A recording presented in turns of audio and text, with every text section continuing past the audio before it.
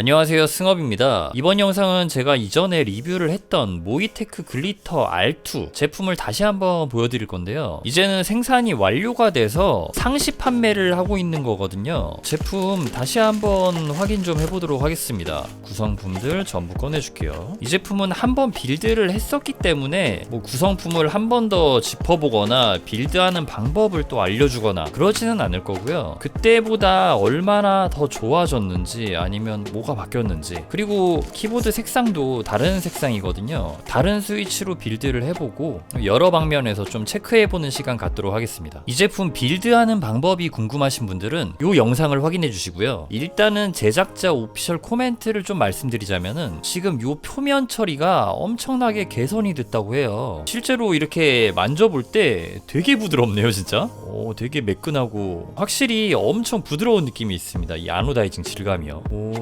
굉장히 신경을 많이 쓴 것 같아요. 이거는 제 손자국이고요. 이 색상을 뭐라고 해야 되나? 팥색이라고 해야 되나요? 팥? 약간 와인 색상? 짙은 보라색? 약간 요런 느낌이죠. 아무튼 제품이 이렇게 개선이 돼서 이 표면 처리는 400달러에서 1000달러 가격대의 커스텀 제품과 비교해도 손색 없는 표면 마감 품질을 자랑한다고 하네요. 그리고 여기 있는 키 간격들을 균일하게 또 조정을 했다고 하고요. 그리고 요 후면 쪽을 봐야 되겠죠? 여기 있는 LED 램프, 여기 구성을 좀 최적화했다고 합니다. 그러니까 대량 생산을 하면서 여러 가지 보완을 한 거죠. 아무튼 간에 요거는 짜잘한 거였고, 가장 자신 있고 가장 핵심적인 개선 사항은 이 표면 처리, 가장 처음에 제가 말씀드렸던 요 표면 처리라고 합니다. 지금 여기에도 사실 결 같은 게 하나도 안 보이고 둥그렇게 이렇게 지금 지나가는 부분도 이게 깎아져 있는 자국이라던가 그런 게 전혀 보이지 않고 굉장히 매끄러워요. 사실 이게 좀 약간 좀 커스텀 감성이긴 해요. 커스텀 키보드를 이렇게 사모으고 하면서 가공이 잘 됐다 이런 거를 많이 따졌는데, 또 어떻게 보면은 요즘 제 영상 보시는 분들은 그게 그렇게 중요한가? 약간 이런 생각을 또 하실 수도 있는 것 같아요. 뭔가 이 커스텀 키보드 시장이 약간 좀 뭐랄까? 명품, 희소성 이런 것들 느낌을 조금 이렇게 차용했다고 해야 될까? 특유의 퀄리티에 굉장히 집착하는 그런 면모들이 나왔었는데, 또 그게 되게 재밌는 점이기도 했었고 매력적인 부분이기도 했었고요. 그러니까 커스텀 키보드를 사는 이유 중에 하나가 다시는 이렇게 공들인 제품은 안 나오겠다, 이 시대에서 끝날 것 같다, 좀 약간 요런 느낌으로 사는 부분도 없잖아 있었어요. 아니 없잖아 있는 게 아니라 조금 어느 정도 컸었단 말이에요. 그러다 보니까 이 커스텀 키보드 제작자 분들도 그런 퀄리티 하나하나에 굉장히 정성을 쓰면서 장인 마케팅을 하기도 했거든요. 어떻게 보면은 지금 제가 말씀드리는 거는 그거의 연장선상이라고 할 수 있는 것 같아요. 그래서 지금은 사실 가성비 키보드 시장에 커스텀 시장이 또 어떻게 보면 많이 밀렸다고 할 수가 있기도 한데, 또 이런 거를 또 보시는 분들이 또 계시기도 해요. 과거에 제가 그랬고 아직도 계속 즐기시는 분들은 실제로 늘어나기도 하고 남아있기도 하고 그러신 것 같아요. 어찌됐든 저는 이제 이거 조립을 해가지고 보여드리도록 하겠습니다. 자, 이렇게 기판에 스테빌라이저를 장착했습니다. 플렉스 컷이 굉장히 세밀하게 들어가서 이렇게 엄청 부드럽게 움직여요. 와, 이 정도는 움직입니다. 지금 스테빌라이저를 전부 장착해줬는데 중요한 부분 하나 말씀드릴게요. 이 기판의 두께가 보통 일반적인 1.6mm가 아니라 1.2mm거든요. 그래서 스테빌라이저 부품을 구매하실 때 1.2mm 전용으로 구매하시거나, 아니면 여기 뒤집어서 보면 지금 제가 이렇게 덧대서 쓰는 스페어 부품을 붙여가지고 사용을 했거든요. 보통 일반적인 스테빌라이저는 1.6mm 두께의 기판에 맞게 설계가 돼서 나왔거든요. 이것도 마찬가지로 1.6인데 지금 보시는 요 부품이 있어가지고 1.2mm 기판에도 장착을 할 수 있게 되는 겁니다. 여기에 사용한 스테빌라이저는 펑키스에서 판매하는 FLC-MMK 스테빌라이저를 사용했고요. 이 부품이 스페이서라고 불렸던 것 같은데요. 이 패키지에 전부 다 포함이 되어 있습니다. 그리고 이 기판 특이점이 있는데요. 정방향이 아닌 역방향으로 솔더링을 해줄 수가 있습니다. 사실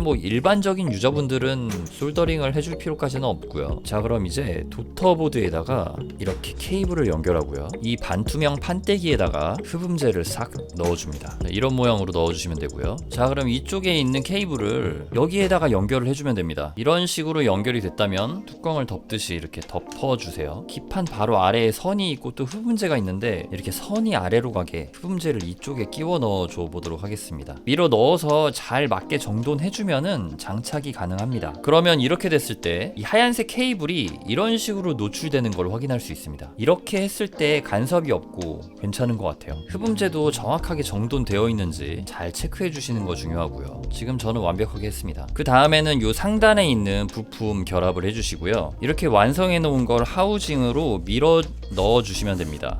자, 이렇게 잘 결합이 됐고 뚜껑을 덮어서 마무리해 주세요. 자, 그러면 이렇게 하우징이 완성되었습니다. 이 상태에서 이렇게 실리콘 보강판을 끼워 가지고 요 위에다가 스위치 끼워서 사용을 해 주셔도 되고요. 요거를 사용하지 않으셔도 됩니다. 사용하지 않고 이대로 여기다가 스위치를 바로 끼워서 사용하는 것도 괜찮습니다. 스위치는 HMX에서 제작한 게임 1989 클래식 스위치를 사용해 보도록 하겠습니다. 이 스위치는 리니어 타입의 스위치고요. 하우징이랑 색상 컨셉이 잘 맞는 것 같아서 선택했습니다. 지금 이렇게 무보강으로 빌드를 했잖아요. 그런데 스위치가 쉽게 떨어지지 않습니다. 그래서 이렇게 빌드를 하셔도 괜찮아요. 자, 스위치 체결은 이렇게 완료가 되었고요. 다음은 키캡입니다. 자, 그리고 커스텀 키보드 할 때 좀 재밌는 부분이죠. 키캡 선택입니다. 키캡은 막상 어울릴 것 같았는데 실제로 돼봤을 때 좀 이렇게 느낌이 다르다던가 매칭이 어울리지 않는다던가 그러기도 하거든요. 그래서 키캡 선택할 때는 같은 색상에 어떤 키캡을 사용했는지 그 부분이 가장 애매한데 뭐 가장 안전한 방법은 선발대가 먼저 매칭한 사진을 보고 같은 거를 구매하는 방법도 있습니다. 그리고 꼭 이렇게 완전히 비슷한 톤을 해줄 필요는 없는데 요거 잘 어울리네요. 그러면 GMK DMG로 결정입니다.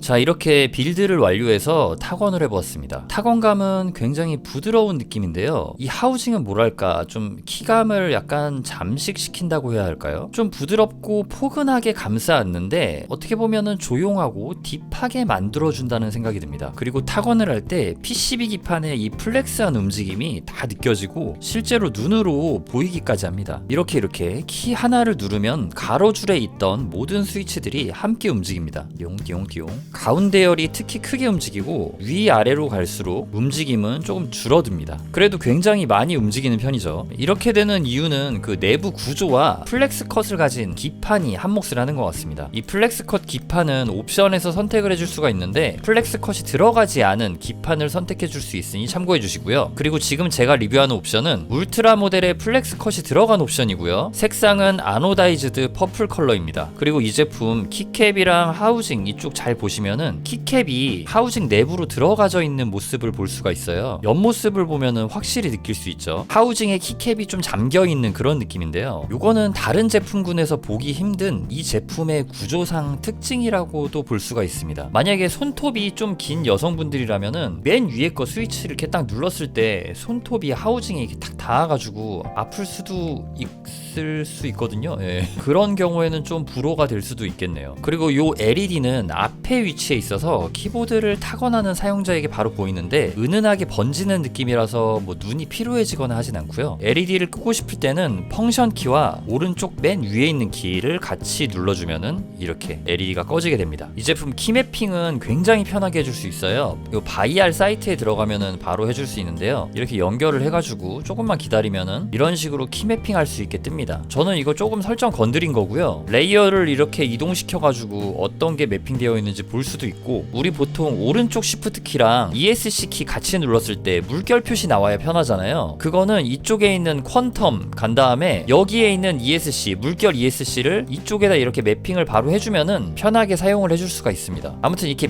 바이알을 통해서 굉장히 편하게 키매핑을 해줄 수 있다는 점도 정말 큰 장점이라고 볼 수 있어요. 이 바이알 키매핑이 저는 비아보다 훨씬 더 편한 것 같습니다. 지금 이 제품은 구매하면 일주일 안에 받아보실 수 있는 재고가 있는 있는 인스탁 제품입니다. 할인 코드를 입력하면 조금 더 저렴하게 구매하실 수 있고요. 코드는 제가 영상 설명란에 적어 놓을게요. 자, 그럼 여기서 글리터 65 V2의 리뷰를 마치도록 하겠습니다. 시청해주셔서 감사합니다.